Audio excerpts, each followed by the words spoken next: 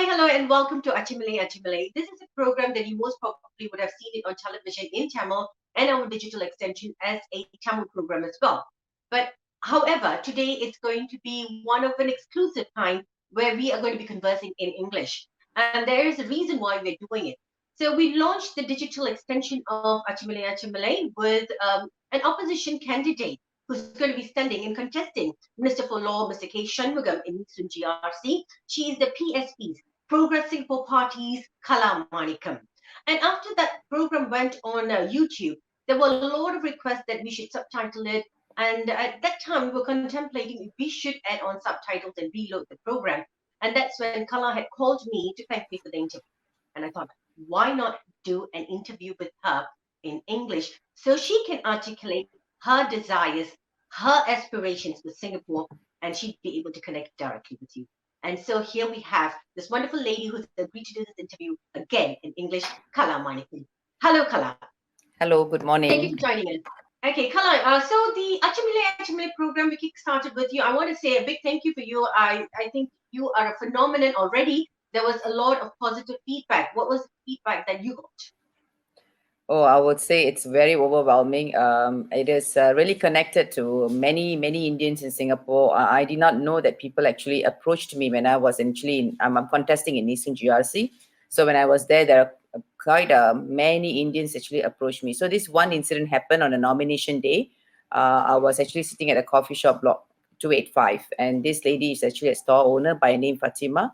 She approached me and she said, "Oh, so you are Kala Manickam, and I just want to share with you something. I really love Lee Bee Hua. Lee Bee Hua is actually a ex-MP, and she says she really adores and loves her because she does a lot of things for her. But apparently, after watching my Achamillai Achamillai, and she said that she changed her mind, and she said that she will actually vote for me in the sense that that particular episode actually changed her mindset to say there are many other people who also could be equally as good as Lee Bee Hua and also can be beyond."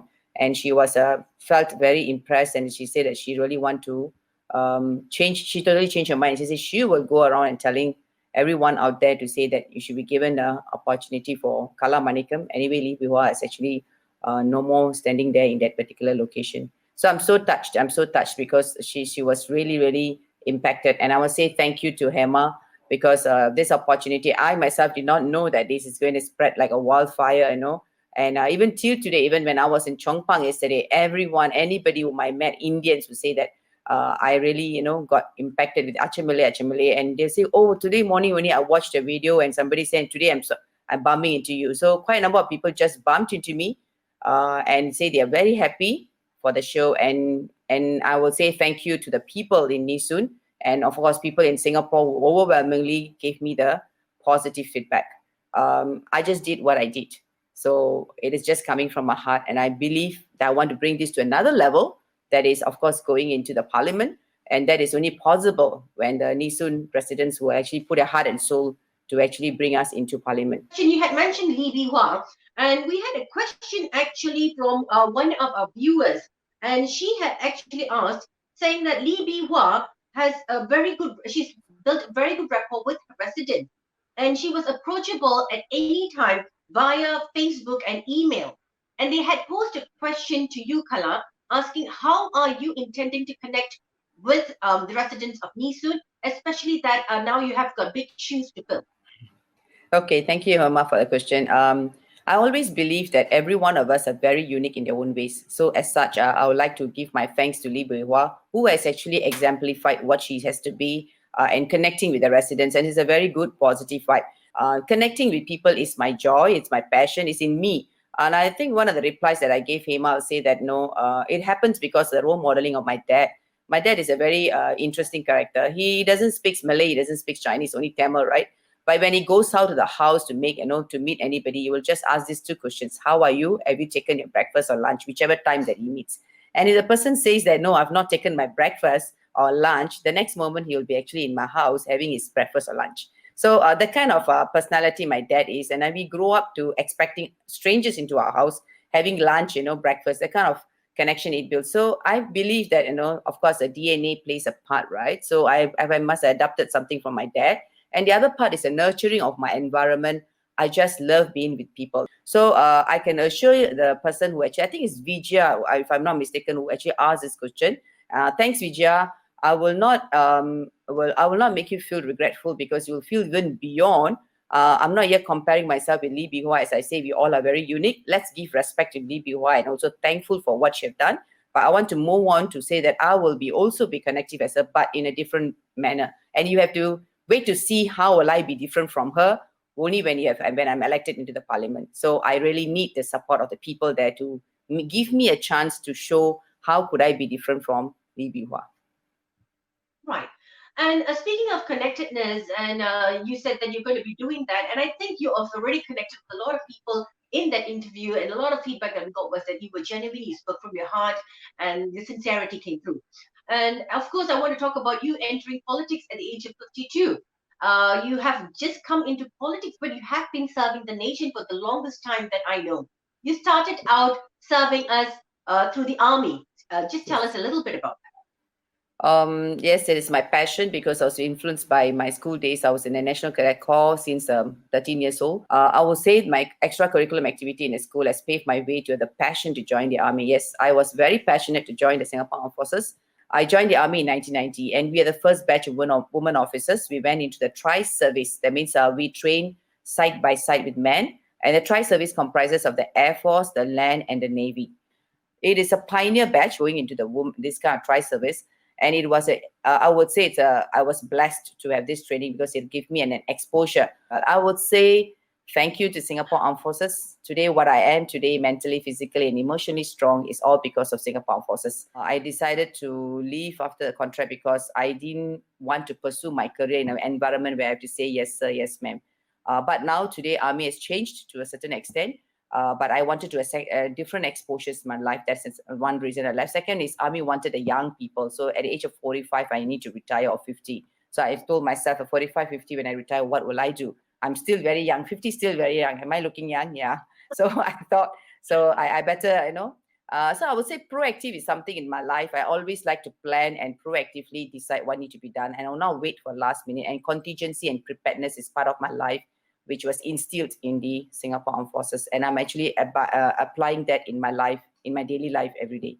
So yes, right. I was in the OCS, Officer Cadet School. After I commissioned and became a platoon commander in the Officer Cadet School, and I was there for 3 years before I moved on to other two tours. Yeah, I actually left in the year 1997. If anyone knows, 1997 is a global financial crisis. Not a very good time to leave, because I'm very well established career with well-paying and a very welfare taken care of. I was thinking that being an army officer is very easy to get a job, but it actually proved me wrong, because it was a financial crisis at that point of time. So I was applying so many jobs, I didn't get it. So what I did is I actually knocked at the doors of small and medium enterprises who don't have a training department. So these companies are operating, but they don't have a training department. So I decided to knock at the doors and ask them, do they want a training executive to set up a training department in their organization? I knocked many doors and many rejections. I would say it was a good experience of getting rejections, because it kind of built my resilience. And at last, I found a company called Plant Engineering Construction Private Limited, where they wanted me to set up an OJT training department and certify with Institute of Technical Education. And we got it done within 1 year. And thereafter, I went to healthcare, Singapore General Hospital and National Heart Center for 6 years. I was in a nursing department developing courses for the nurses. Being in the health services, there was an incident that happened, the other pandemic just before our COVID-19 pandemic, the SARS pandemic. And that was the time that you were about to resign. With the onset of the pandemic that year, you decided to stay on and help out further. So you had done 7 years of national service, so-called national service with the army, and then you went into healthcare. And at a point where when there's a pandemic and you want to come home and stay safe for your loved ones at least, you decided, no, I'm going to continue. I'm going to withdraw my resignation and I'm just going to continue and serve the nation until this pandemic is over. So given this situation with the current unprecedented times of this pandemic situation, the COVID-19 situation, what is Progress Singapore Party's policies that would actually lift us from this not so stable times? Okay, currently, because it's a COVID-19, I just want to say that this is actually not a very healthy manner having the election at this point of time, because we cannot have lives over politics.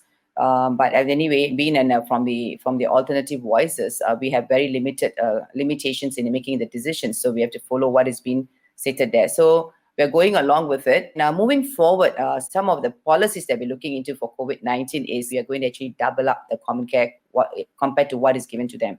And a lot of Singaporeans have lost a job. Even before the COVID already started, they're losing job. And then after the COVID has started, it actually went into a tremendous, a lot of retrenchments has happened. So one of the things that we're going to review on the employment of foreign employment pass holders in Singapore.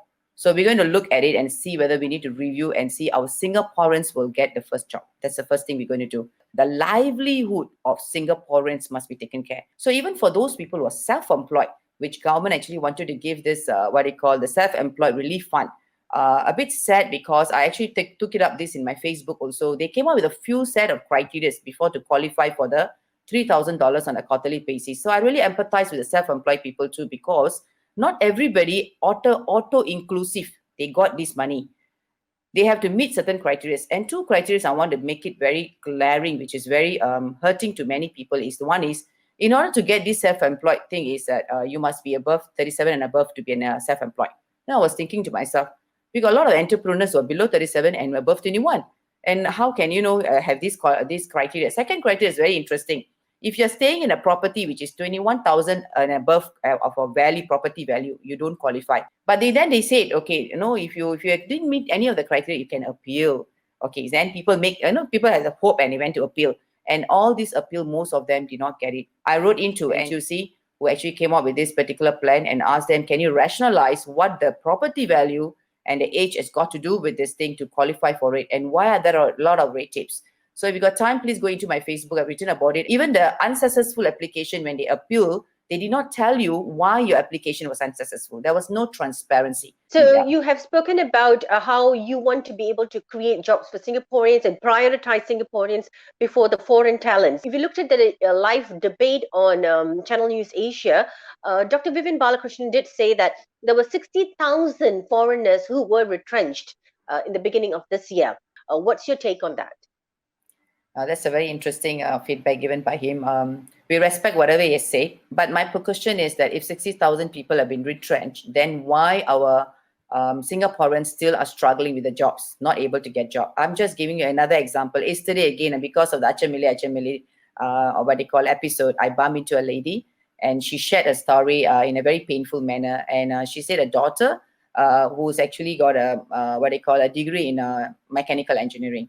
And she searched for jobs and she couldn't get. At the end of the day, she ended up doing in Cisco. So there's a mismatch of skill set. People spend so much of money, in Singapore. Many parents spend so much of money they invested. In fact, if you can see, there's a survey done last year that Singapore homes have spent 1.4 billion just in tuitions for children.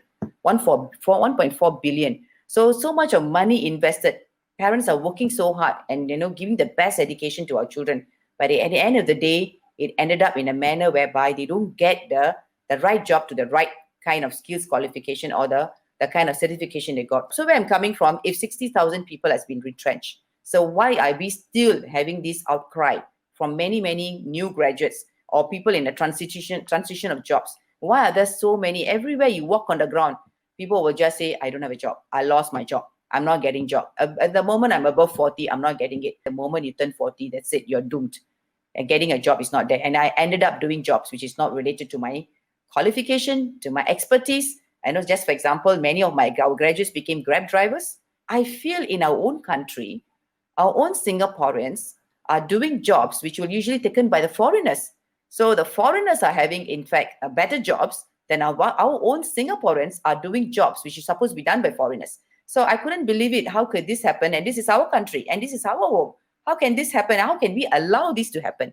So I think Vivian has to show some real statistics to show if 60,000 are retrenched, show real statistics of Singaporeans, how many of them have replaced and taken over the job, and what kind of jobs these people are retrenched. Are they white collar or blue collar? That's also another important question. And if you think they're retrenched and whether Singaporeans has gone into the jobs and whether it's matching with the right skills, that's another. So it's a very, very complex, I'm telling you. It's easy to say with the statistics, but we did not go into the breakdowns of it. That's very important. And he also made a comment, Dr. Vivian Balakrishnan did make a comment saying that they're going to be creating 100,000 job opportunities in the next 1 year. If you see the 100,000 job opportunities they're going to create by, I'm just asking this question to myself, why now? This issue of job opportunities has been existent in the last 10 years, and we are not being very productive in what we are today. So why this 100,000 is thought at this point of time in 2020 when COVID is going on and election is around the corner? So my point, can we be more open and be more upfront? When you talk, you should have known 5 years ago, because leaders should plan ahead 5, 10 years ahead. And as a leaders, you should have known 5 years back or 10 years ago that, there are certain job opportunities we're going to lose because of technology. And how have we prepared the society to blend with technology and given them other opportunities? So now you come, if he's making a statement now, the 100,000 will be created, I felt it was more reactive than being proactive. So this is something I like to highlight. Most of the initiatives that's coming into Singapore policies are being very reactive. Just for example, this COVID-19, we have gone through SARS. SARS is an excellent and fantastic example we went through. But did we manage the COVID in a fantastic manner, even though we have gone through one experience? We could have gone through one experience, but we don't reflect on the experience. We have not learned anything. So basically, I feel that COVID-19 at the initial start was not managed well. Not only I'm saying, many of them in Singapore are saying you could have managed better in the initial start, whether to, when you're healthy, you don't wear masks. After that, suddenly you wear masks. There's so much of confusion, U-turn and all this stuff. If you notice in the current committee for the COVID-19, we don't have a specialist or expertise in the medical line. And Dr. Paul Tambia is an excellent person for infectious control, should be in the committee, but he himself is not there. For whatever reasons, only our ruling party should explain. He's such a, he's even got an international, recognition and all this stuff, and he was made a president and all. So I was just wondering, we have to be more matured in our thinking process, because the people comes first. It doesn't matter which party you come first. Even you can be in the Alternative Voices party. If Dr. Paul Tambia is a right skill set person with all this information and everything and expertise, he should be the first one in the committee. We are not here to go against the government at this point of time. We want more voices at this point of time. The people will decide when the Alternative Voices will replace the government. The day will come. But now what are we moving on is we want more seats, at least 32 seats, to deny any proposals on any policies. The 32 seats, we can deny certain things from happening. So the very first one I just want to say is that people have to have the courage, which they already have already. They're already showing, exemplifying. Just Hema, I can tell you something. When I was in Nee Soon, many people are just coming forward to pick up brochures. Not we extending, they coming forward to pick up brochures and coming forward to even know to give us the action to show that we are happy that you're here. So all these are signs to show that they are moving away and taking the first step to courage. So it's a good sign, but we still would have work on it for the majority of the people.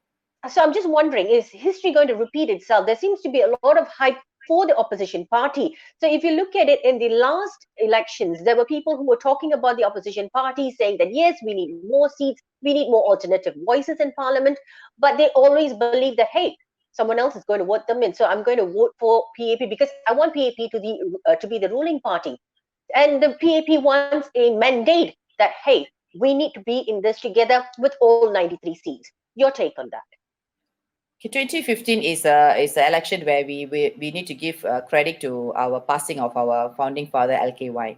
I think I like LKY. I'm not a hardened fan of LKY, but I really respect him, highly respect him for what he has done. And I told you the last time when I was doing the Tamil episode that it's not a one-man show in building this nation.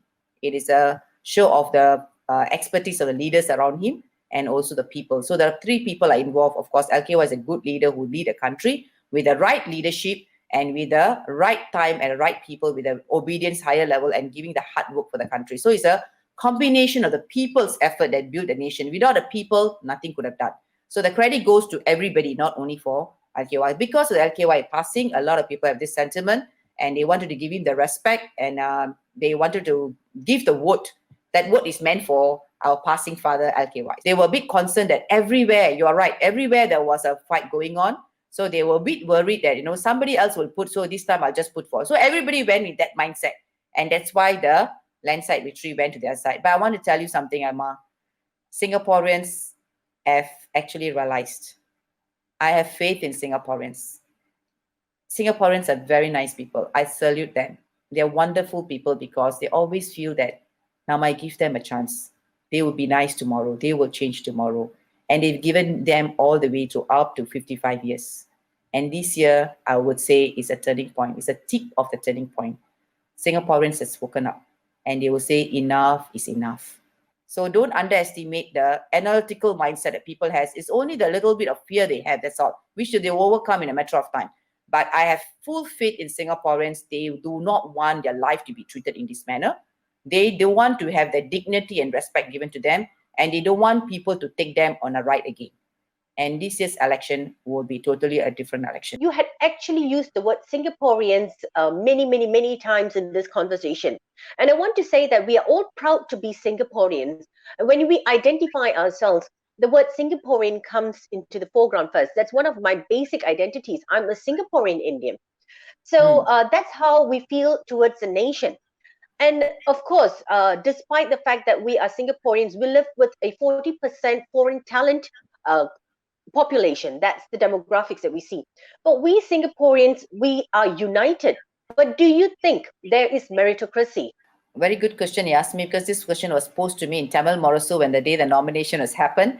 Because apparently when you see the during the PAP slate of candidates chosen, there was not a single Indian was chosen. The response came from the ruling party saying that they actually calculated the percentage, the number of percentage they already have in the Parliament of Indians is sufficient. As such, that's why they did not choose a new Indians in the new slate of candidates. And meritocracy doesn't goes by the quota system of how many Malays, Chinese, and Indians. And this is something that Progress Singapore Party is very firm about it, that we also wanted to go to the extent that we want to remove in our IC our races. And that's why Dr. Tan Chen Bock and Nisun GRC, if you notice, we have all the minorities are there. We have one Eurasian there, one Englishman is there, 2 Indians, 1 Malay, and 1 Chinese. And this is a message that Dr. Tan Chen Bock is putting across the whole Singaporeans. I'm sending Singaporeans to be nominated based on meritocracy, but not by dividing them by number of races that you need to have. So we are leading by example now. We should also remove these Mandaki, Sinda, CDC and everything. We have to force them, combine them to one, because we are Singaporeans. By you segregating them, you are kind of stereotyping that particular community. So if the Indians are not doing well something and say, oh, the Indians are not so good in this particular area. So we are kind of creating a stereotyping mindset. We should move away. And I believe, I'm telling you, I still remember my childhood days or even my teenagers days. I believe the Singaporeans actually love to be united. And if you look at all the festive season, we exchange food, we live together as though Chinese New Year is also my Chinese New Year. It is Deepavali, my Deepavali is also Chinese New Year, Deepavali. And you look at the Thai-Pusan, the Chinese will come and dance together with us. The Malays will actually support and even clap together with us. So we saw the unity of the spirit of Singaporeans. So we want to bring back the spirit of Singaporeans that we lost it for some time. And I think about 10 to 15 years. Yeah. Right. We have got Vimala Supriya who asks, what are you going to be doing for the local Singaporean Indians? Okay. If you notice, our children are still in secondary schools, are going to another school to do their Tamil classes, which I feel is a disadvantage for the Tamil students because they're taking an extra time in the afternoon and they have to forego the CCAs and all this stuff. So this is something I felt that the MOE can look into it, because they keep on thinking that if I were to put a Tamil teacher for only 1-2 students, it's not going to be productive. Of course, it's not going to be productive. And this is what I'm telling you, Emma. We are not proactively looking at strategies how to come up with policies. The Tamil teacher can be cross-trained to do other subjects. So that teacher can actually do, for example, in secondary school, she might even teach history or literature and then Tamil, so that this teacher can be cross-trained in many other subjects. And so she will become more productive, not only conducting Tamil classes. And also in preschools, if you notice, most of the preschools that we have, we don't have Tamil. And language has to be started as very young. If you notice, most of our kids are not really speaking very good Tamil. And the other thing for Indians, I think one of the important thing, a lot of people are saying that we don't have a public holiday, which is only we have one holiday. I know this is quite a sensitive issue, but I still like to bring it up for the sake of our Indians. We are not against anything. Buddhism as a holiday, they should continue to have it. We will not ask them to remove it. But on top of it, we should have one more holiday. This is something which I like to highlight, and we need to discuss further which holiday that we should choose, because, and I know previously it was Thaipusam, And if you look at it, Thaipusam is one of the religious concept for one group of ethnic group for the Tamilians, right? So we just want to see, because now we got a quite number of different ethnic groups, we need to respect all other Indians per se in a different ethnic, different dialect groups. We will discuss this. Definitely this will be tabled for Parliament, Madam Parliament, for one more holiday for Indians. And what will it be based on depends on the discussion that you're going to have. But definitely we'll be pursuing. But I would like to extend this thing to my Singaporean Indians. Please feel free to go to my Facebook, because I have my contact number. And then you ask how connective I am. I put my handphone number in my Facebook. So you can actually use the number to connect me via WhatsApp to give me more suggestions from your point of view. And we're going to listen to you to see what we can do for the Indians and uplift them. And I believe our Singapore Indians has to move to another level, and I definitely will do my part in any way possible to uplift their level of status, or in terms of their well-being, and in terms of their status in the country. And in conclusion, what would you like to say? I'm appealing to all Singaporeans, and also appealing to Nee Soon residents. This is an election, is very critical election. And please put your thoughts and mind into it, because we have sacrificed a lot of things to come forward to here to serve you.